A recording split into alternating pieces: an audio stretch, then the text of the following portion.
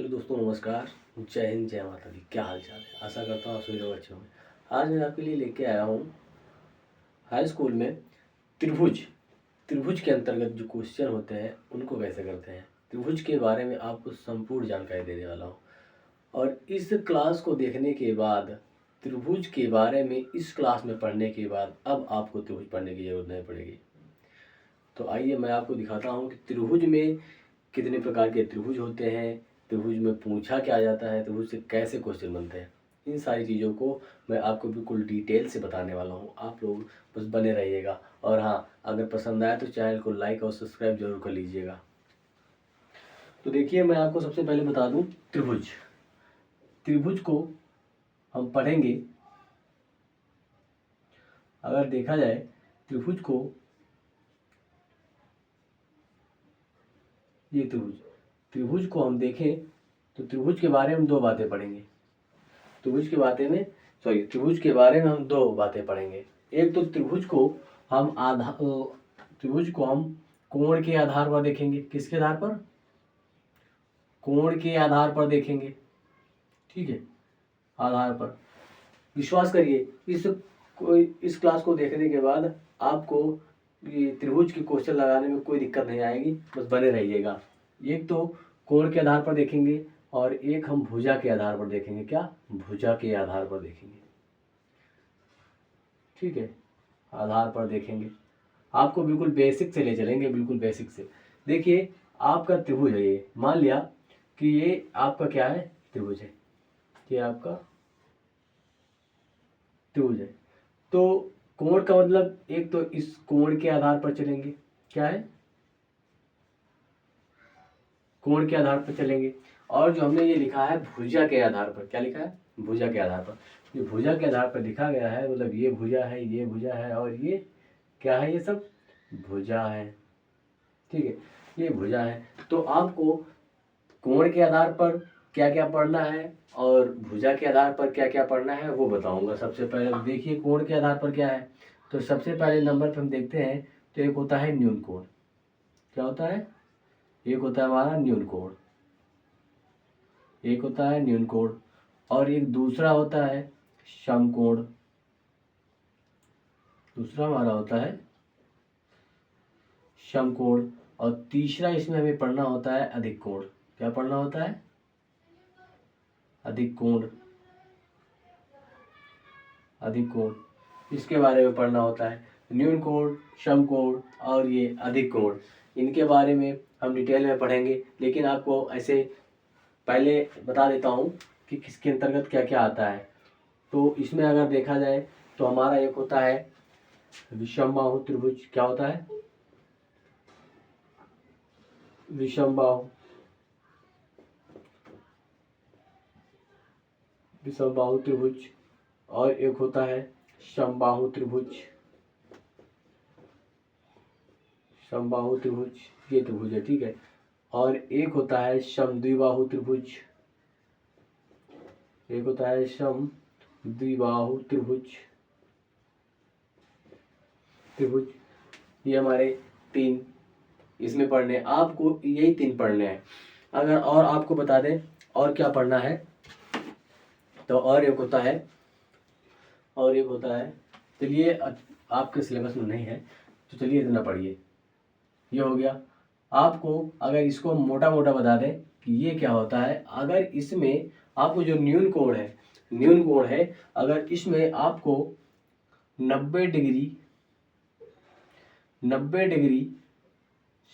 से कम का कोण मिले, से कम का कोण दिखे तो वह न्यून कोण होगा। क्या होगा? न्यून कोण होगा। यहीं पे अगर ये समकोण क्या होगा, अगर यहीं पे 90 डिग्री का कोण दिखे,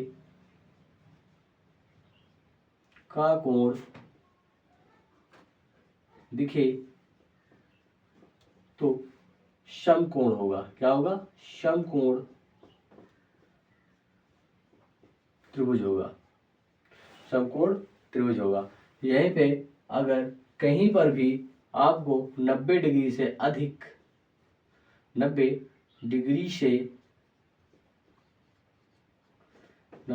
से अधिक का कोण दिखता है, कोण दिखे तो अधिक कोण होगा। क्या होगा?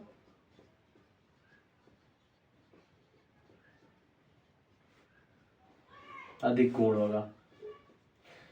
ठीक है, अधिक कोण त्रिभुज कहा जाएगा। ठीक है, आई बात समझ में।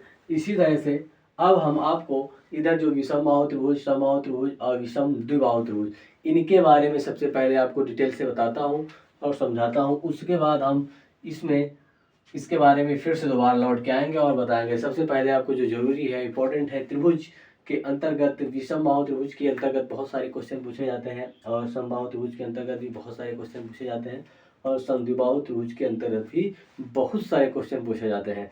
तो पहले हम इन तीनों को आपको बहुत डिटेल से समझा देते हैं, उसके बाद इस तरफ आएंगे। कोई दिक्कत? यहाँ तक कोई दिक्कत परेशानी? बस इससे बाहर आपको नहीं पढ़ना है, इससे बाहर आपको नहीं पढ़ना है। तो हाँ, ये क्लास जो है हम बहुत आराम से लेकर के चलेंगे, क्योंकि आप पे कुछ बच्चे ऐसे होंगे जिनको ये सारी चीज़ें पता होंगी, तो उनको शायद पढ़ाने का जो स्पीड है ये अच्छी नहीं लगेगी। उनका कहना होगा कि और फास्ट बताए तो ठीक है, नहीं तो ये तो हमें पता है। लेकिन आप बोल रहे हैं, आपके साथ में वो भी बच्चा बैठा हुआ है जिसको इसके बारे में कुछ भी नहीं पता है, तो हमको उसको समझाना है। आप तो समझदार हैं, समझ चुके हैं, बस आगे आप समझ सकते हैं क्या बताना है। चलिए कोई बात नहीं, आप सबसे पहले किसके आधार पर, भुजा के आधार पर विषमबाहु त्रिभुज और समबाहु त्रिभुज और समद्विबाहु त्रिभुज के बारे में जानकारी करेंगे, आपको बताएंगे। देखिए इसको हम साफ कर लेते हैं।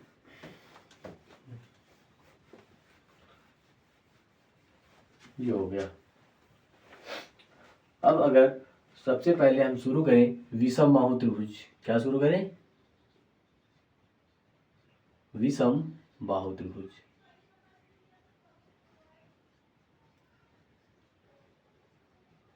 विषमबाहु त्रिभुज के बारे में जाने तो विषमबाहु त्रिभुज देखने से ही पता चल रहा है। विषमबाहु त्रिभुज किसे कहते हैं? विषमबाहु त्रिभुज उसे कहते हैं जिसकी तीनों भुजाएं असमान हो, मतलब बराबर ना हो। जैसे आपके सामने ये त्रिभुज बना दिया गया है, क्या ये त्रिभुज बना दिया गया, ये त्रिभुज बना हुआ है। इसकी एक भुजा हमने ए मान ली और एक भुजा हमने बी मान ली और एक भुजा सी मान ली। ठीक है, क्या मान ली? ये मान ली। तो आप देख सकते हैं इसमें ए भुजा, बी भुजा, सी भुजा, इसकी तीनों भुजाएं अलग दिख रही है ना, अलग दिख रही हैं। अगर आपको इसमें ऐसे समझ में नहीं आ रहा तो अंक में लिख लो। मान लिया इसकी भुजा 1 है और इसकी भुजा क्या है, देखो 2 है 2, और इसकी भुजा हमने 3 मान ली। अब तो अलग अलग अंक दिख रहे हैं, समझ में आ रहा है? देखिए, ये जब ऐसी स्थिति आपको देखने को मिले तो आप देखते ही समझ जाइएगा कि ये जो त्रिभुज है यह विषमबाहु त्रिभुज है। हाँ, एक बात और इसमें होती है, आपसे 1 नंबर में पूछ लेगा कि आपको ये कोण दे देगा, ये कोण दे देगा, और यहाँ पे मान लिया 2 दे दिया, ये 5 दे दिया और ये 7, भुजा दे दिया। ठीक है, भुजा दे दिया, और आपसे ये पूछेगा कि आप ये बताइए कि ये त्रिभुज बन सकता है या नहीं बन सकता। त्रिभुज बनने की भी कंडीशन होती है। क्या होती है? कंडीशन होती है कि जब तक उस कंडीशन को पूरे त्रिभुज की भुजाएं फॉलो नहीं करेंगी तब तक ये त्रिभुज बन नहीं सकता। तो वो कंडीशन क्या है, सबसे पहले वो देख लीजिए, क्योंकि आपके 1 नंबर में यह क्वेश्चन पूछा जाएगा। देखिए कि इसमें पूछेगा कि ये त्रिभुज बनेगा या नहीं बनेगा। अगर 2 भुजा है, भुजा की लंबाई 2 है, 5 है, 7 है, तो आपको देखना कैसे? देखिए 2 भुजाओं का, इसका होता है नियम की 2 भुजाओं का जो अगर जोड़ के हिसाब से देखा जाए, तो कहते हैं 2 भुजाओं का योग, 2 भुजा मतलब a प्लस बी का योग हमेशा तीसरी भुजा से क्या होना चाहिए? बड़ा होना चाहिए। क्या होना चाहिए? बड़ा होना चाहिए। तो क्या इसमें देखो कोई भी 2 भुजा हो, ये नहीं है कि ए और बी ही होना चाहिए ना, कोई भी भुजा हो। मान लिया यहाँ पे 2 + 5 बराबर क्या होना चाहिए 7। ये भी त्रिभुज नहीं बनेगा। देखो इनका योग कितना हो गया 7 और इसका योग कितना हो गया 7। तो कंडीशन क्या कहती है कि दोनों भुजाओं का योग तीसरी भुजा से छोटा होना चाहिए, सॉरी तीसरी भुजा से छोटा होना चाहिए, तीसरी भुजा बड़ी होनी चाहिए। देखो इसमें 7 ये त्रिभुज बन ही नहीं सकता, ये त्रिभुज बन ही नहीं सकता। ठीक है, त्रिभुज अभी आपको बनने और न बनने की बात बता रहे हैं। ठीक, अगर यहीं पे क्वेश्चन के अंतर्गत पूछ लिया जाता, ये होता हमारा कितना 4, क्या होता 4। अब 4 होता तो क्या करते, पहले रुको, पहले इसी में देख लेते हैं, नहीं तो कंफ्यूजन हो जाएगी। सारी बातें एक में बताते हैं। 2 है, देखिए हमने इसको देख लिया तो नहीं बन रहा। अगर इसी में पहले हमने क्या किया 2 और 5 को जोड़ा, अब की बार हम 2 और 7 को जोड़ते हैं और कितना होना चाहिए तीसरी भुजा से बड़ा होना चाहिए। तो हमने देख लिया 7 2 9, ये बड़ा है ना इस वजह से, तो ये कंडीशन लागू हो रही है। अब हम फिर और एक करके देख लेते हैं। अगर हम 5 और 7 को जोड़ लें तो 12, 5 और 7 को जोड़ेंगे तो हमारा कितना हो जाएगा बराबर छोटा हो जाएगा, 2 12 छोटा हो जाएगा तो 12, ये बड़ा हो गया 2 से। देखो ये दोनों कंडीशन इस त्रिभुज में लागू हो रही हैं, लेकिन ये जब हमने 2 और 5 को ये भुजा जब मिलाई है, जोड़ा है, तो देखो इसका योग जो है इसके बराबर ही आ रहा है, अर्थात ये त्रिभुज नहीं बनेगा। क्या है, ये त्रिभुज नहीं बनेगा। अब देखिए अगर इसी में हम दूसरा कोई त्रिभुज खींचते हैं और उसकी भुजा चेंज करते हैं, मान लिया यहाँ 5 है, यहाँ पे 4 है, यहाँ पे 6 है। ठीक है, कितना है 6 है। तो अब इसको चेक कर लेते हैं, क्या कर लेते हैं, इसको चेक कर लेते हैं। अब इसको चेक करेंगे तो देख लीजिए 5 + 4 इसका योग क्या होना चाहिए तीसरी भुजा से बड़ा होना चाहिए। ये देखो 9, ठीक है बड़ा है, ये कंडीशन लागू सही है। और दूसरी बार में हमने क्या किया कि 5 + 6 बराबर बड़ा है किससे 4 से, तो सही बात है 11, ये बड़ा है 4 से। अब की बार क्या करते हैं, मैंने जोड़ लिया है, अब की बार जोड़ेंगे 6 और 4 किससे बड़ा है 5 से, तो अर्थात ये त्रिभुज बन जाएगा, ये त्रिभुज बनेगा। शायद आपके समझ में अब आ गया होगा त्रिभुज कब बनता है और कब नहीं बनता है। मानेंगे बना तो देंगे भाई, बना तो देंगे, भुजा का नाम कोई भी दे देंगे, लेकिन जो सूत्र के हिसाब से, जो हमारे नियम के हिसाब से त्रिभुज को बनना चाहिए, कंडीशन होनी चाहिए, वो नहीं रहेगी। ये बात आपके समझ में आई, तो ये कंडीशन आपके त्रिभुज की होती है। ठीक है, ये बात होती है। अब शायद आपके समझ में आ गया होगा। और हाँ, एक बात और आपको बता दें, ये तो हमने देख लिया, अगर भुजाओं को जोड़ के देखें तो क्या होता है, 2 भुजाओं का योग तीसरी भुजा से हमेशा बड़ा होना चाहिए ना, तीसरी भुजा से हमेशा बड़ा होना चाहिए। ठीक है, चलो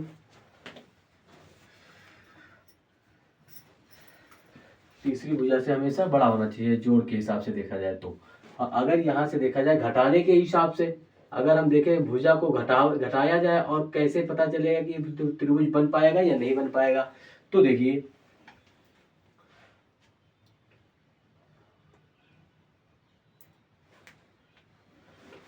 हाँ, ये देखिए कि इसमें होता है 2 भुजाओं का अंतर, क्या होता है 2 भुजाओं का अंतर हमेशा तीसरी भुजा से क्या होता है छोटा होता है, क्या होता है छोटा होता है, तीसरी भुजा से हमेशा छोटा होता है।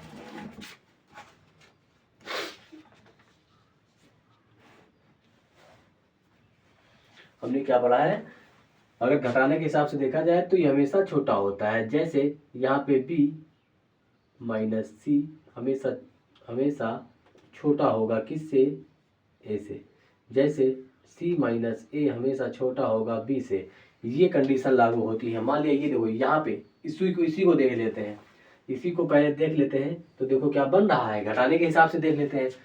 देखो 5 और 2, 5 और 2 का यदि अंतर किया जाता है तो हमारा अंतर कितना आता है 3 आता है। 1 मिनट, 5 - 2 हमेशा छोटा है तीसरी भुजा से, घटाया तो 3, ये सही बात है, ये कंडीशन लागू हो गई। अब यहाँ और दूसरी कंडीशन देखते हैं, अगर 7 - 5 ये बड़ा होना चाहिए तीसरी भुजा से, तो देखो यहाँ पे 2 और ये 2, बड़ा कहाँ है, बराबर, ये कंडीशन हमारी क्या हुई, लागू नहीं हुई। तो अब आप यहाँ से भी देख सकते हैं कि ये यहाँ पे एक कंडीशन फेल हो चुकी है, तो ये त्रिभुज नहीं बनेगा, नहीं बनेगा। आप इसके बारे में जोड़ के देख सकते हैं और इसी में भुजाओं को देख सकते हैं घटाकर भी। अब आप देख सकते, अब इसको देखिए, अब जब इसको देखेंगे तो आप इसको भी देख लीजिए, ये हमने उधर देख लिया है। अब इधर देखेंगे इस भुजा के बारे में, अगर इसके बारे में देखा जाए तो मैं इसमें देखता हूँ, देखो क्या कहता है कि दो भुजाओं का जो है अंतर हमेशा तीसरी भुजा से छोटा होना चाहिए, घटाया तो एक, ये तो सही है पहली कंडीशन। और दूसरा क्या है, 6 - 4 छोटा होगा 5 से, तो देखो ये हो जाएगा 2, और ये देखो 5 से छोटा है, बिल्कुल सही बात है, बिल्कुल सही चल रहा है। और क्या कंडीशन है इसमें भी, और किसको देखना है, हाँ ये 4 हो गया, हाँ ये 6 और 5 का अंतर क्या होना चाहिए, 4 से छोटा होना चाहिए। तो ये देखो एक, इसकी तीनों कंडीशनें लागू हो गई। मैंने बताया क्या, ये त्रिभुज जोड़ने के हिसाब से देखा तो गलत साबित हुआ, और घटाने के हिसाब से भी देखा तो भी गलत साबित हुआ, और यहाँ पे हमने इसको जोड़ने के हिसाब से देखा था तब भी सही लागू हुआ था। अब इसी को हमने घटा के देखा तब भी सही लागू हुआ है, ठीक है। इसको मैंने घटा के देखा तो लागू नहीं हुआ, चाहे घटा के देखे चाहे जोड़ के देखे, अगर तो ये नहीं बनने वाला होगा तो नहीं बनेगा। आपको ऐसे कंडीशन को फॉलो करके पहले चेक कर लेना है। आपको अगर पूछेगा क्वेश्चन ये बन पाएगा नहीं बन पाएगा तो आप आसानी से इसे बना सकते हैं, ठीक है। आपके समझ में आ गया होगा। चलिए आगे चलते हैं, फिर नोट करना हो तो इसको नोट कर लो, इसको नोट कर लो और इसको नोट कर लो, इस कंडीशन को नोट कर लो, घटाने का, ये घटाने वाला और ये जोड़ने वाला, ठीक है, ये जोड़ने वाला भी। आई बात समझ में। ये कंडीशनें होती हैं, जब तक ये कंडीशन लागू नहीं होगी आपके माइंड में तब तक आपको पता नहीं चल पाएगा। आई बात समझ में मेरे दोस्त। चलिए आगे चलते हैं। अब आपको बताते हैं त्रिभुज का, इसमें त्रिभुज के अंतर्गत क्या क्या पूछते हैं। वैसे त्रिभुज के अंतर्गत क्या क्या पूछते हैं आपको वो बता देते हैं। देखिए त्रिभुज के अंतर्गत, ये त्रिभुज के अंतर्गत आपसे सिर्फ 2 बातें पूछेंगे इसमें। 2 बातें कौन कौन सी, एक तो आपको क्षेत्रफल के बारे में पूछ लेगा। क्या पूछेगा, त्रिभुज का क्षेत्रफल बताइए। त्रिभुज का क्षेत्रफल बताने के लिए आपको इस, अगर विषम बाहु त्रिभुज है तो अलग फार्मूला होता है, अगर सम 2 बाहु जिसकी 2 भुजाएं बराबर हो उसके लिए अलग फार्मूला होता है, जिसकी तीनों भुजाएं समान हो उसके लिए अलग फार्मूला होता है। तो इसमें जो है इसकी तीनों भुजाएं क्या है, असमान है, इसकी तीनों भुजाएं असमान है, तो इसके लिए क्षेत्रफल अलग होगा। क्षेत्रफल अलग होगा तो उसमें क्षेत्रफल क्या होगा बताइए। क्षेत्रफल होता है हीरोइन, हीरोइन जिसे हम कहते हैं हीरोइंस का फार्मूला, ठीक है। वो क्या होता है, वह होता है, अगर क्षेत्रफल बराबर देखा जाए तो वो होता है अंडर रूट ये जो होता है एस, इसे कहते हैं अर्ध परिमाप, इसके बारे में नीचे बताता हूँ। एस, और फिर क्या होता है अर्ध परिमाप माइनस पहली भुजा, फिर अर्ध परिमाप माइनस दूसरी भुजा, फिर अर्ध परिमाप माइनस तीसरी भुजा। ऐसे करते आप चले जाएंगे और जितनी भुजा होंगी और सबको ऐसे ही करके आप निकाल सकते हैं, ठीक है।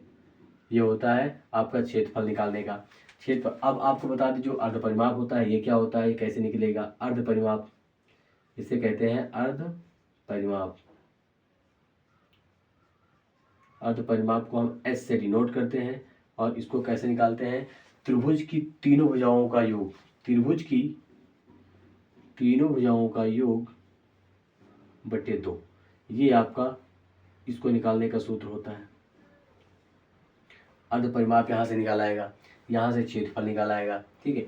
आपको ऐसे देगा और आपसे क्षेत्रफल पूछता है तो आपको सबसे पहले तीनों भुजाओं का योग करके 2 से डिवाइड कर दीजिए, आपको एस के बारे में पता चल जाएगा। जब एस के बारे में पता चल जाएगा तो आप इस सूत्र में रख दीजिएगा, एस को यहाँ एक बार रखिएगा, फिर क्या करना है एस को यहाँ रखने के बाद पहली भुजा को घटा दीजिएगा, फिर एस रखिएगा, फिर दूसरी भुजा को घटा दीजिएगा, फिर एस रखिएगा, फिर तीसरी भुजा को घटा दीजिएगा। ऐसे करके आपको अंडर रूट के अंदर सॉल्व करिएगा, उसके बाद अंडर रूट को हटाने का प्रयास करिएगा और वो आपका क्षेत्रफल होगा, ठीक है। ठीक है, ये दो चीज़ें आपको इस सूत्र के अंतर्गत पढ़नी है और लगानी है। तो आइए मैं आपको इसी से संबंधित अब एक क्वेश्चन करके दिखाता हूँ। जैसे आपको क्वेश्चन दे दिया जाएगा, यहाँ पे लिख देता हूँ प्रश्न, यहाँ पे प्रश्न लिख दिया और आपको बता दिया, प्रश्न लिख दें या फिर कोड बना के बता दें। चलिए बना देता हूँ। त्रिभुज एबीसी, त्रिभुज एबीसी में AB बराबर 4 सेंटीमीटर, AB बराबर 4 सेंटीमीटर तथा BC बराबर 6 सेंटीमीटर और आपको बता दें CA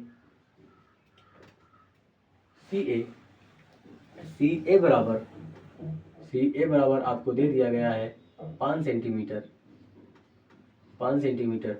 तो त्रिभुज का क्षेत्रफल ज्ञात कीजिए।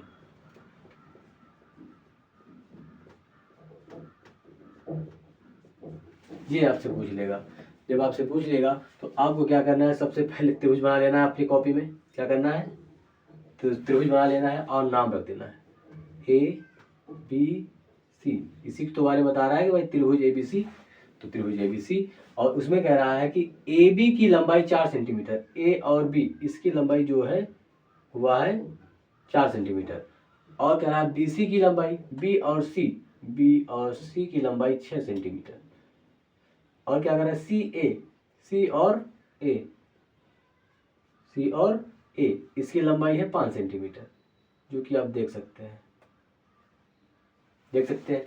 अब आपको क्या पूछ रहा है, क्षेत्रफल। जब आपको क्षेत्रफल पूछ रहा है तो आपको आवश्यकता किसकी पड़ेगी, अर्ध परिमाप की आवश्यकता पड़ेगी अर्ध परिमाप की आवश्यकता पड़ेगी और बाकी तो आपके पास भुजा है ही है, A और B C। आपके भुजा देखो एक ही भुजा तो है ही आपके पास। तो आपको निकालने के लिए सबसे पहले क्या करना पड़ेगा, तो आपको सबसे पहले निकालने के लिए आपको सबसे पहले अर्ध परिमाप निकालना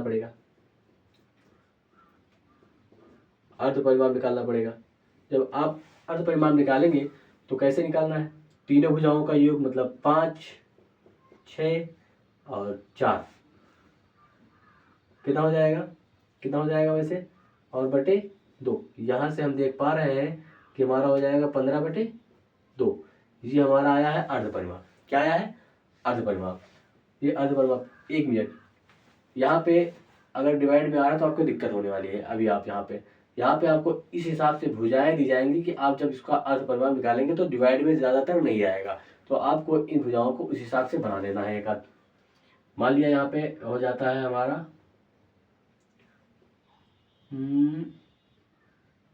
7, क्या हो जाता है 7।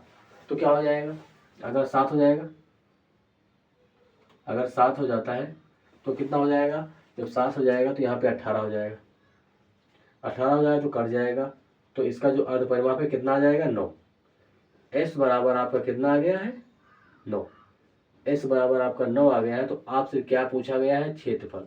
आप आसानी से निकाल सकते हैं। देखिए क्षेत्रफल क्या कहता है कि अंडर रूट जो अर्ध परिमाप है 9 और फिर क्या है, प्रत्येक भुजा को अर्ध परिमाप से घटा दो। प्रत्येक भुजा, पहली भुजा 5, दूसरी भुजा 6 और तीसरी भुजा 7, इसको घटा दीजिए। जब घटाए हैं तो हमारा कितना निकल के आया है, 9। और ये अंदर देखें तो 4 और यहाँ देखें तो 3, यहाँ देखें तो 2। तो आप इसको अंडर रूट के बाहर कैसे ला सकते हैं, तो आपको पता होगा अगर अंडर रूट के अंदर हम सेम संख्या का जोड़ा बनाते हैं तो वह एक संख्या के रूप में बाहर आ जाती है। तो यहाँ पे देखो क्या बन रही है कोई संख्या है, तो यहाँ पे इस 9 को हम क्या लिख सकते हैं, 3 गुणे 3। इस 4 को हम क्या लिख सकते हैं, 2 गुणे 2। 3 तो 1 है, 3 एक बार और 2 ये देखो। अब यहाँ देखो आपको जोड़ा कौन से बनना है, यहाँ पे 3 का जोड़ा बन गया, यहाँ 2 का जोड़ा बन गया, यहाँ ये लोग अकेले बच गए, ये 3 अलग है, ये 2 अलग है। तो जो आपको जोड़े मिले हैं उनको बाहर कर लो, वो एक के रूप में, जैसे 2 अंदर है तो 1 बाहर आ जाएगा। जब एक बाहर आ जाएगा और वो जोड़ा समाप्त हो जाएगा अंदर से। तो हमने क्या किया, यहाँ पे यहाँ से हमने 3 बाहर किया, एक 3 बाहर जाएगा और एक 2 बाहर जाएगा। उसके बाद ये लोग कितने लोग अंदर रह जाएंगे, कितने लोग, 2 और 3 लोग, इनका गुणा होगा तो 3 दूनी 6 और अंडर रूट 3 दूनी 6। तो ये आपका क्षेत्रफल निकल के आ जाएगा त्रिभुज का। क्या निकल के आ जाएगा, त्रिभुज का क्षेत्रफल निकल के आ जाएगा। क्षेत्रफल जब भी निकालते हैं तो सेंटीमीटर स्क्वायर लगाते हैं, ठीक, सेंटीमीटर स्क्वायर। ये आपका सवाल है, ऐसे आपको सवाल लगाने हैं, ऐसे आपको सवाल लगाने के लिए मिलेंगे। तो शायद अब मैं आशा करता हूँ दोस्त आपको ये तरीका और त्रिभुज में कैसे सवाल आते हैं लगाना आप बेहतरीन तरीके से आगे होगा। अगर नहीं आया है तो इस तरीके को, इस मेथड को आप दोबारा से 1-2 बार प्रैक्टिस कर लीजिए। जैसे मैंने बताया है, ज़्यादा कुछ नहीं है भाई, त्रिभुज बनाना है, जो भुजा बताता है उस भुजा को लिख देना, उसके बाद बस अर्ध परिमाण निकालना है, तीनों को जोड़ करके 2 से डिवाइड कर देना, अर्ध परिमाण आ जाएगा, बस घटा करके ये कर देना है और कुछ नहीं करना है। ऐसा करता हूँ, आगे होगा दोस्त। तो अब चलिए आगे, और आगे कौन सा क्वेश्चन है हमारा, और आगे ये क्वेश्चन दे देते हैं आपको। एक क्वेश्चन आप करिए, वैसे एक क्वेश्चन अगर आप करिए तो दिया गया है त्रिभुज ABC में, त्रिभुज ABC में AB बराबर 10 और AC बराबर 5 और BC बराबर आपको दिया गया है, BC बराबर आपको दे दिया गया है 9। तो अर्ध परिमाप निकालिए, अर्ध